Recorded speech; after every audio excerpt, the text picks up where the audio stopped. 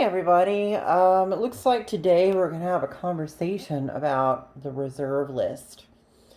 Now, as you might figure, there's some really heavy hitters on YouTube that like to discuss the reserve list. There's a fella named Rudy that buys a lot of these type of cards.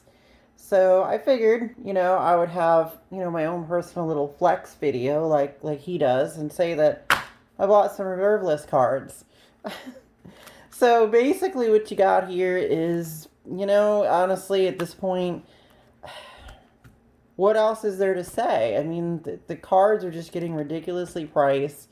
They're pretty much getting hoarded up by investors. I have a feeling, honestly, Rudy is probably going on the open market right now, or people like him with diamond hands and a lot of money, and they're just basically buying up anything they can get their hands on. So I can talk a little about these cards. I mean, dual lands, for instance. These are the first dual lands I've ever owned, honestly. First dual lands I've ever had, ever owned. And I'm thinking to myself, they're pretty cool. I can see why I've used, but I just don't understand why they're worth so much money. I mean, an Underground Sea, hundreds of dollars? Why? Just because it's reserve list, it's not getting reprinted, but at the same time, I guess if you're going to play Commander, you could just use one of the Commander dual lands. So, I mean, at this point, I guess these things are just like Rudy says, like the staple of reserve list collecting and kind of vintage collecting and all that stuff is the dual lands. I gotta say about this, I've been playing Magic since I was a kid, and some of these things that I have that are reserve lists, I got in a pack. Matter of fact, the stuff I bought recently was this stuff. So this card is great. I actually use it in an enchantment build deck. So, but now I got a couple extras just in case. I don't know. I guess it's good to invest in this kind of thing. And I think a lot of people are either making money from crypto or GME, buying lots of GameStop, like GameStop stocks and going to the moon. Well, it looks like Reserve List is going to the moon.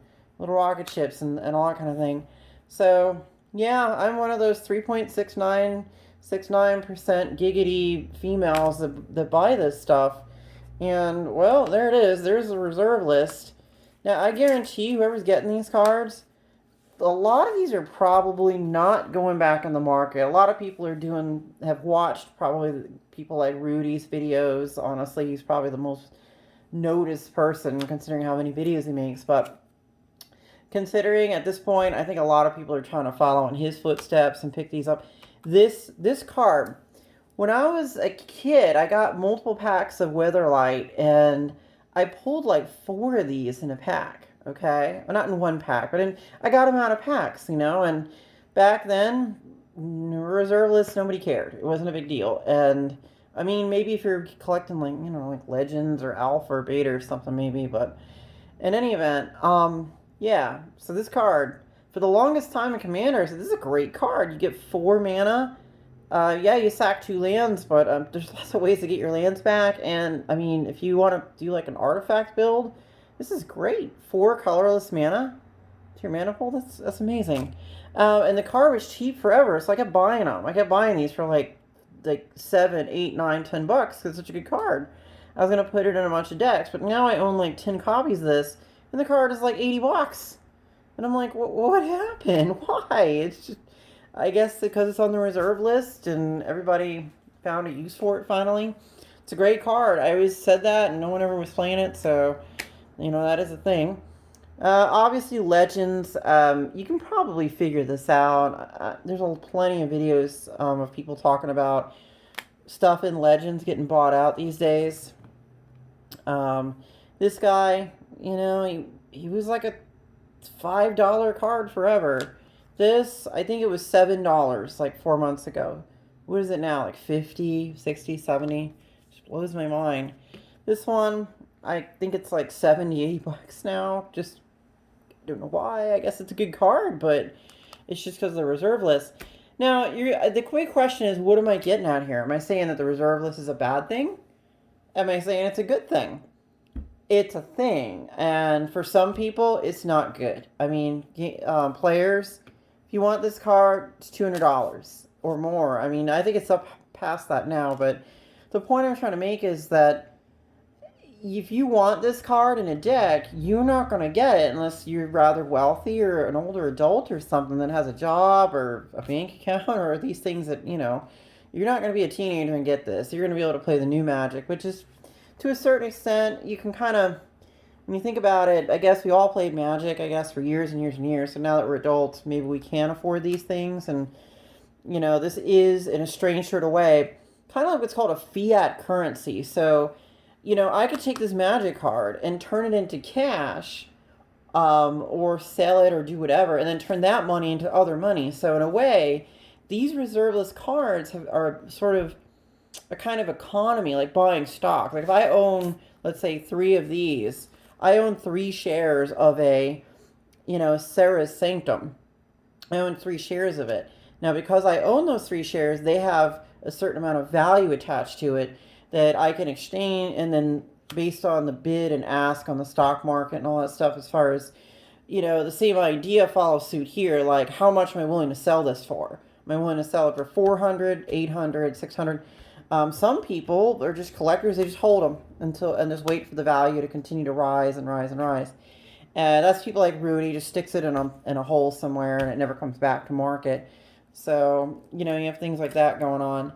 And I mean, I think the reserve is a good thing because this is not just a game, it's also a hobby. So it really allows for players to feel good about their collection, that the money that they sank into it, that they're going to get that money back typically, or maybe they'll make a profit from it.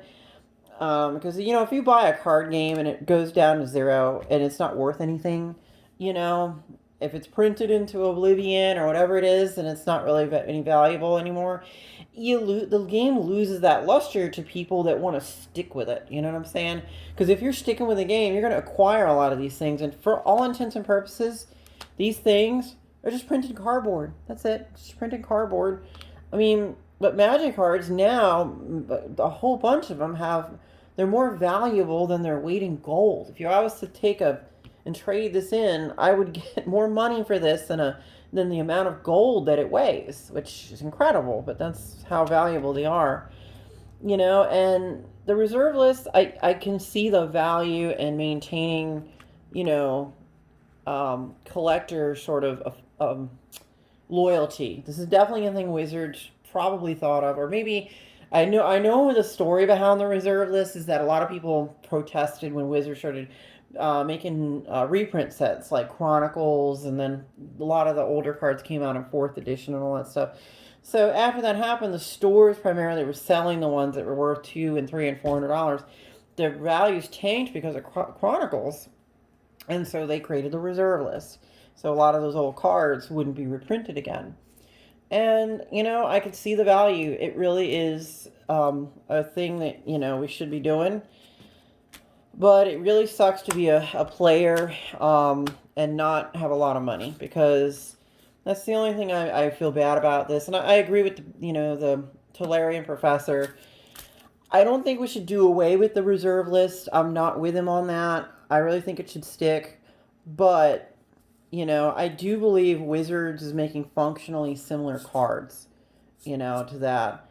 And that being the case, I guess what we're getting at here is that sooner or later, there's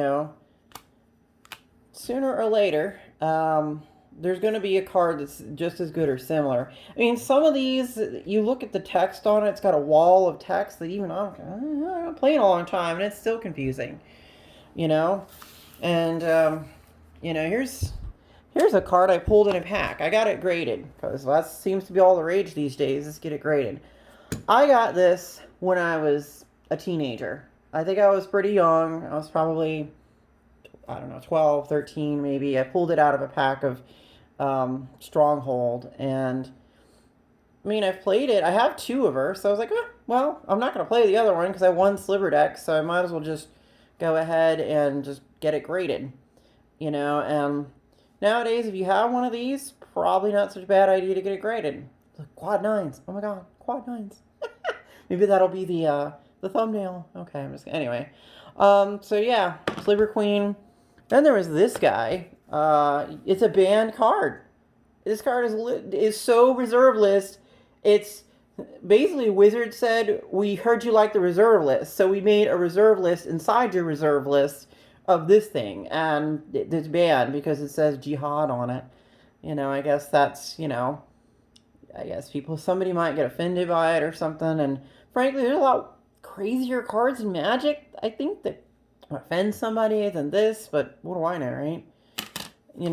Here's another reserve list card. I think this one is one of Rudy's favorites, of course. Miss Gwendolyn DeCourcy.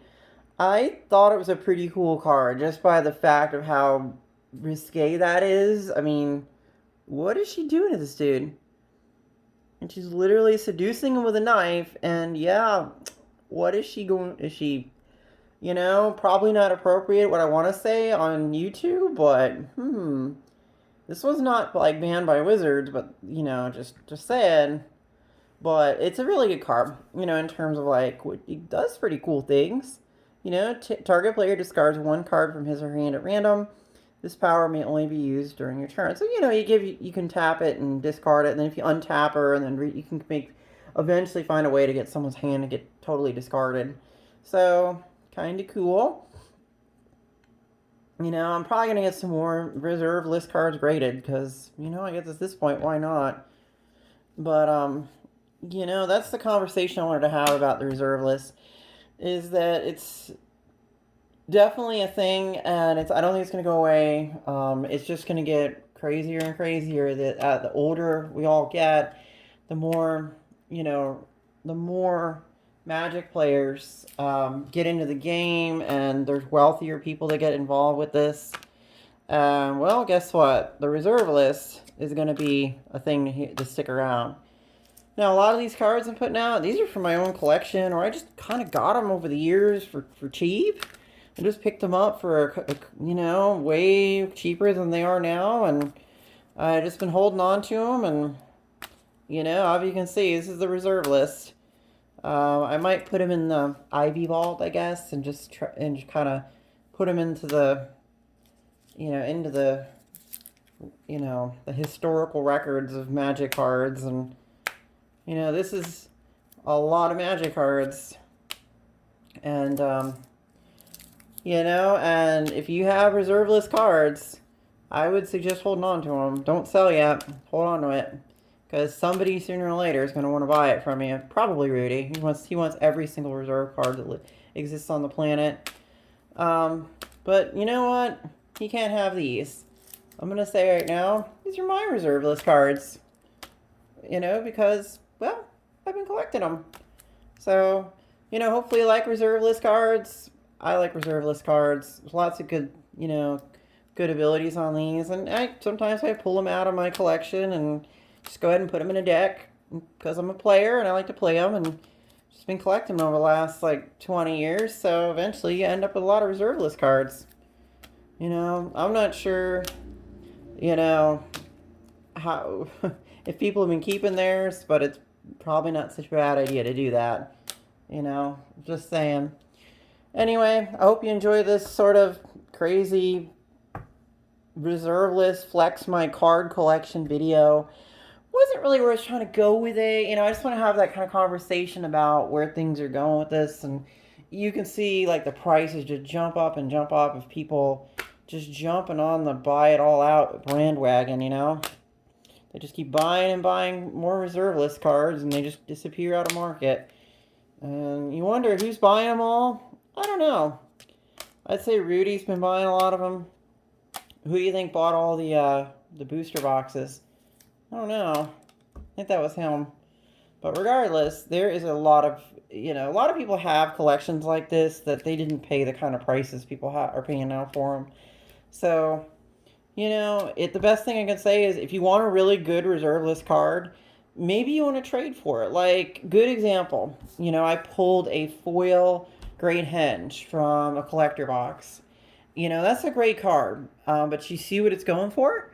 Honestly, if you find the right player, the foil Great Henge maybe $250 $250. You could trade for maybe something like this. honestly, I would probably trade for maybe Yavimaya or something, or, one of cards like that. I don't know about Suchi or any of these. Probably like something I want to use in a deck. If I'm a player and I pull something really good, but I don't want to use it, especially, if you're pulling good stuff that are foils, I honestly would suggest, if you're a player and you don't care about financial value, trade the foil. Okay, find a friend or another player that wants to trade it. Don't sell it to the store. Either sell it yourself on TCG Player or trade it with another player with a card you really want. If another player has a reserve list card, but maybe they want that, oh gosh, I don't know, that foil Oko from you or whatever. There's gonna be, some players with the kind of, bling cards that are just, or maybe you want a foil. Maybe you pull, let's say, example, 3 Jeweled Lotuses. One's foil, one's full art foil, and one's just say a regular. Okay, you pull those cards, and you want to trade. You have three. You have three. Maybe you don't need one. Maybe you can trade off your foil jeweled for survival of the fittest. This card's what? I'm getting up towards about $300. I paid 60 for it. I wanted one years ago and I paid $60 for it, but now this is going crazy with some of these.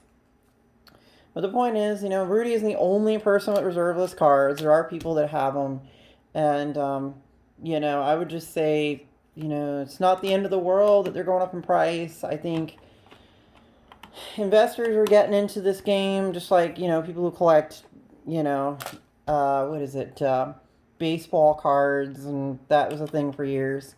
And heck, even Marvel cards are going up. I dug my own folders of Marvel cards from when I was a kid, and that's a thing. But in any event, I hope my discussion and bling pile of printed cardboard, impresses some people. Maybe it'll just, be kind of for the funsies. Good little conversation about reserveless cards. I may, talk more about this kind of thing. There's a lot of, a lot of players have been playing this game forever, and vintage is just, it's expensive to play vintage. When you have like a full cycle of these, 10 of these for each color, what is an Underground Sea, 1,000? Like, the prices are just nuts right now. Anyway, I hope this video is useful for you guys. Yeah, the reserve list. Pile of reserve list cards. Alright, see y'all later.